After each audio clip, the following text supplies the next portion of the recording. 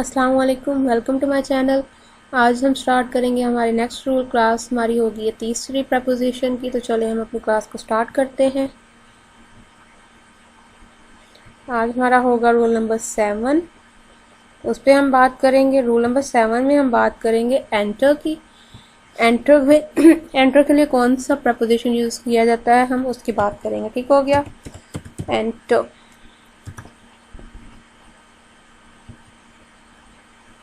इसके लिए आ जाता है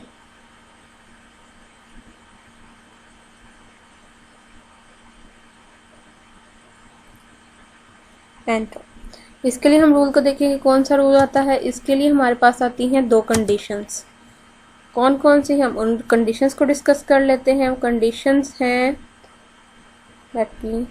यस, तो वो कंडीशंस हैं हमारे पास दो। पहले तो हम जब किसी रूम में एंटर होने की, किसी क्लासरूम में एंटर होने की, या किसी भी चीज़ में या किसी भी जगह पे एंटर होने की बात करेंगे तो उसके लिए हम प्रपोजिशन का इस्तेमाल नहीं करते।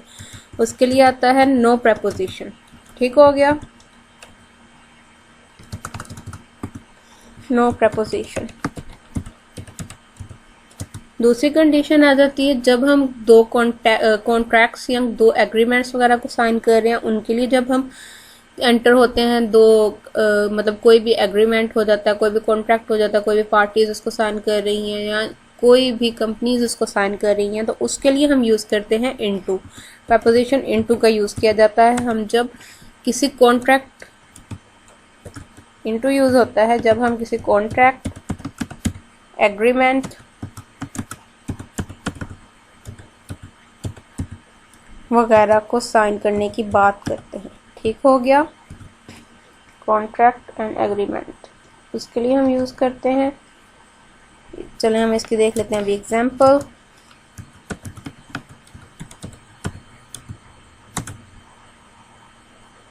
इसकी एग्जांपल्स आ जाती हैं हमारे पास।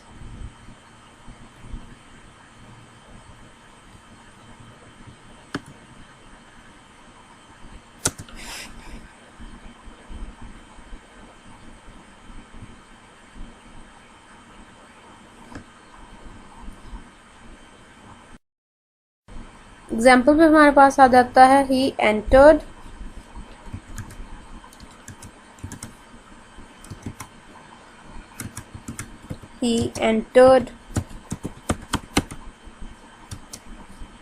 The room.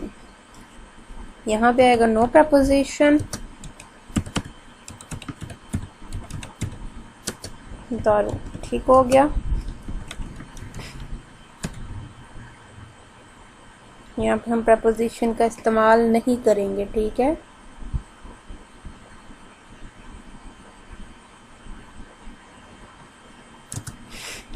सिमिलरली हम दूसरे एग्जाम्पल की बात करते हैं तो वो है द टू पार्टीज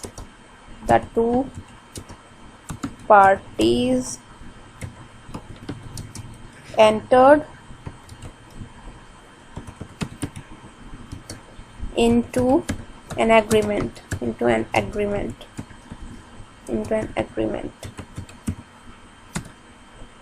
यहाँ पे हम एंटर की बात करेंगे क्योंकि यहाँ पे हम बात कर रहे हैं किसी एक एग्रीमेंट और कॉन्ट्रैक्ट वगैरह के साइन किए जाने की। तो उसके लिए हमारा लाजमी है कि इसमें हम एंटर यूज़ करेंगे। ठीक हो गया। अब हम अगले अपने रूल की तरफ चलते हैं। हमारा अगला रूल आ जाता है रूल नंबर 8।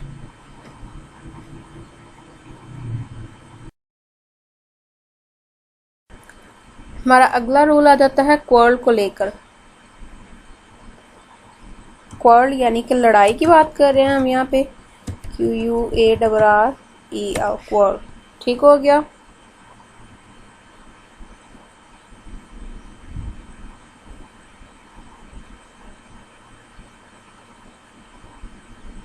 इसके लिए भी हमारी दो कंडीशंस आ जाती हैं। पहली कंडीशन में हमारे आता है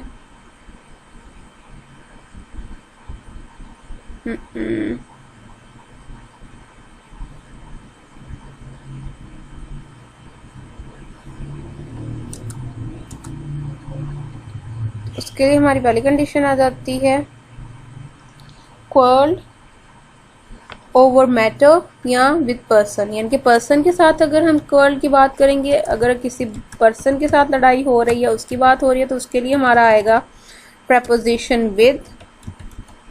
अगर किसी मैटर पे बात हो रही है, मैटर को लेकर लड़ाई हो रही है, तो उसके लिए हम यूज करेंगे ओवर का। ठीक हो गया।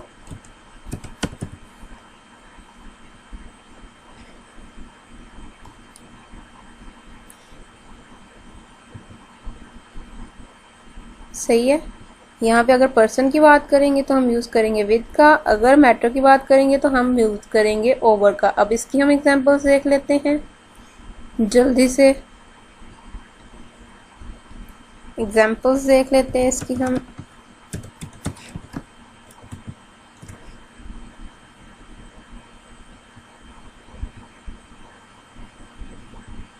ठीक हो गया। एग्जाम्पल में हमारे पास आ जाता है शी ऑलवेज फाइट्स, ऑलवेज क्वार्रल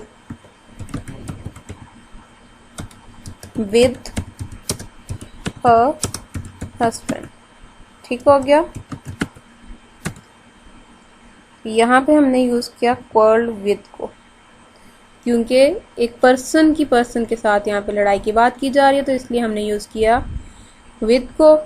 अभी हम हमारी दूसरी एग्जांपल है, उसको देख लेते हैं। Both India and Pakistan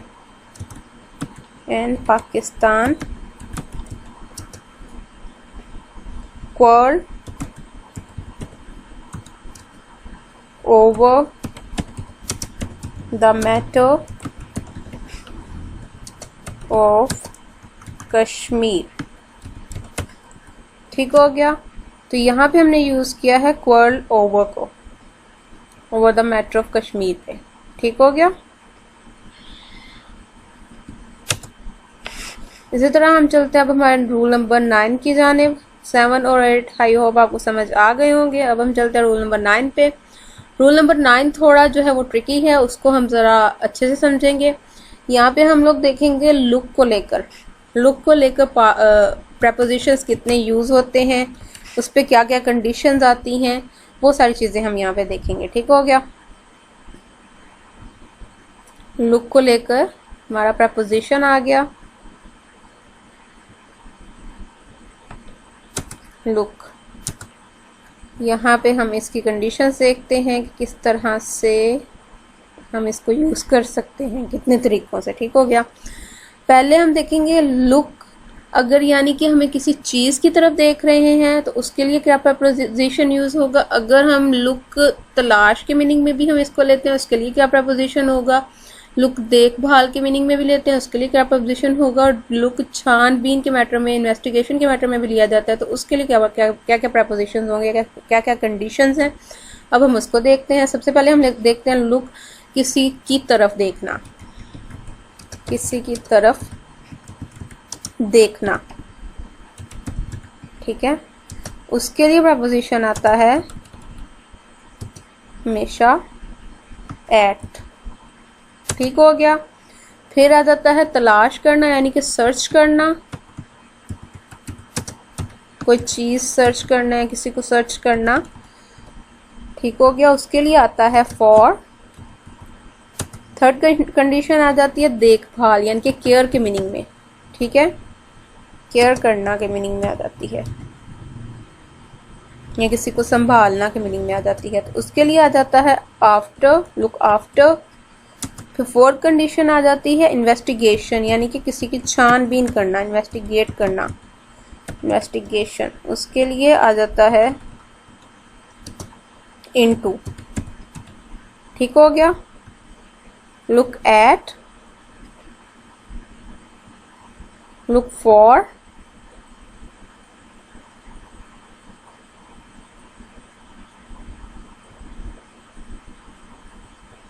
look after,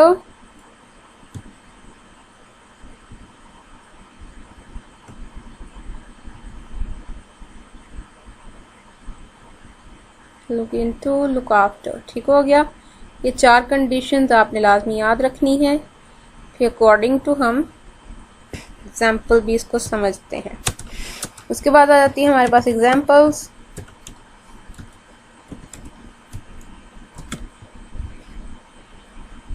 अब हम इसकी एग्जाम्पल देख लेते हैं।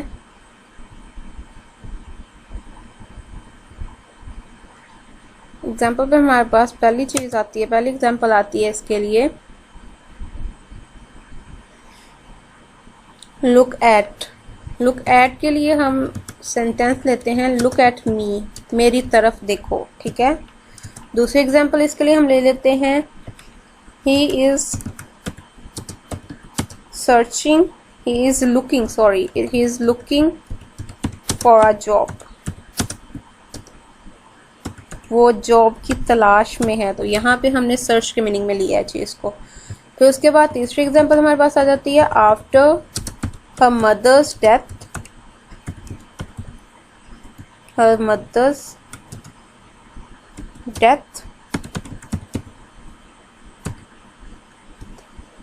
she was looked after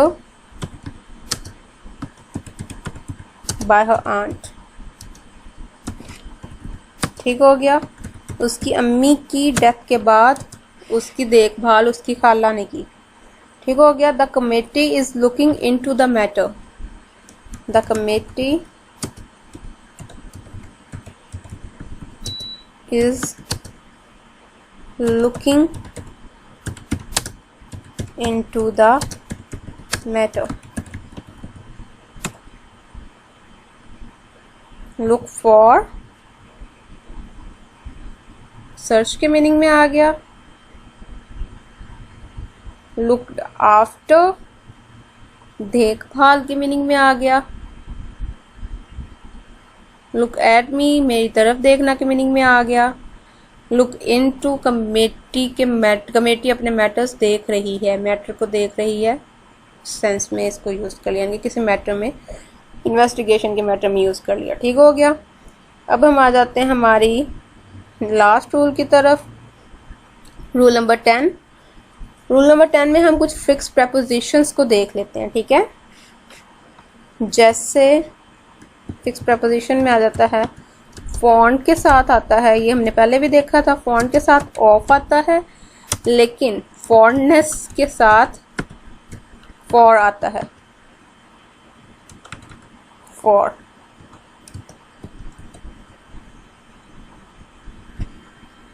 उसके बाद तीसरा आ जाता है इसमें because of, because of, suffer from,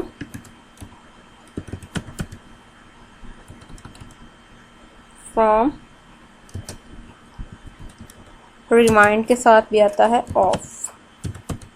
ये कुछ फिक्स प्रपोजिशन है ऑफ। ठीक हो गया। अब हम इसकी देख लेते हैं एग्जाम्पल्स।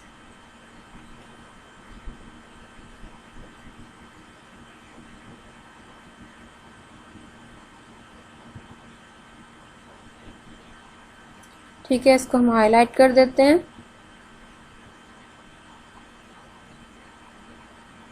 फॉन्ट के साथ ऑफ आता है, फॉन्टनेस फॉर आता है, बिकॉज ऑफ आता है, सफर के साथ फ्रॉम आता है और रिमाइंड के साथ भी ऑफ आता है। ठीक हो गया।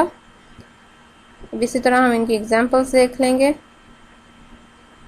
रिमाइंड ऑफ आ गया, ठीक है। इसी तरह हम इनकी एग्जांपल्स देख लेते हैं।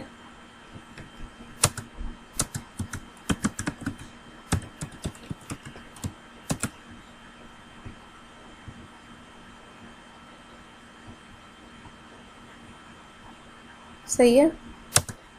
एग्जाम्पल हमारे पास आ जाती है पहले सबसे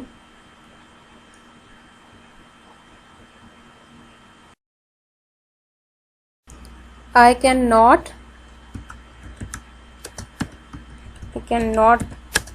deny my fondness for prayers.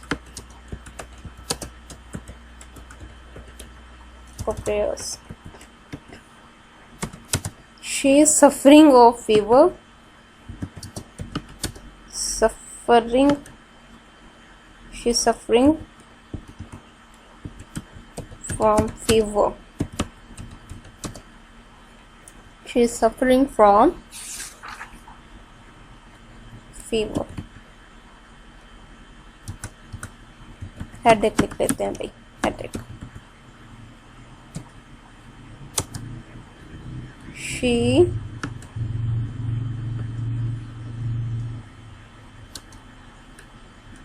suffered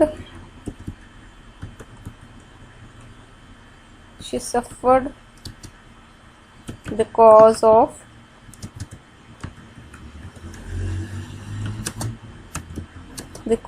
headache। ठीक हो गया।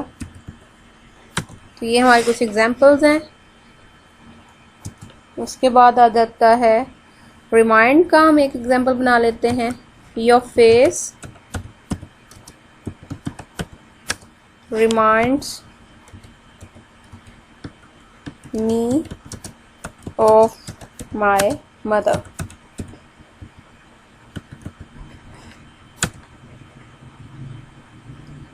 यहाँ ऑफ